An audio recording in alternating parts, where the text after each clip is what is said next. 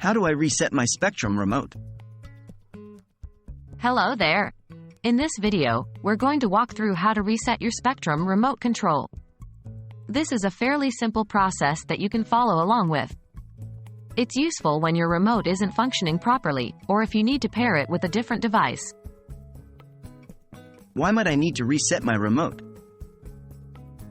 Sometimes, your Spectrum remote may not be working as expected, such as not changing channels, adjusting volume, or controlling your devices.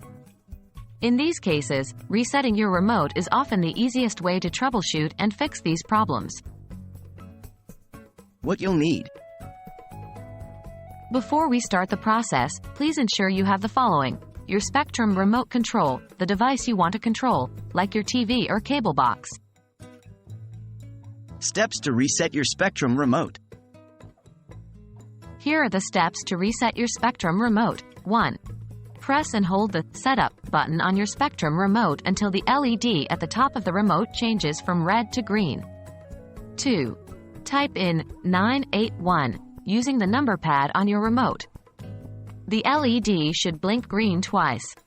This confirms that the remote has been reset to factory settings. Reprogramming your remote.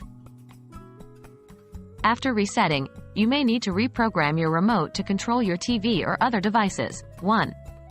Hold down the Setup button until the LED changes from red to green. 2. Enter the correct device code. These can typically be found in the user manual for your device or by searching online. 3. Press the Power button. If the device turns off, the remote has been successfully programmed. And that's it. You've successfully reset and reprogrammed your Spectrum remote control. Hopefully, this guide was easy to follow and helped you solve any issues you were experiencing with your remote. Remember, it's always useful to keep your device codes handy for future reference. Happy viewing!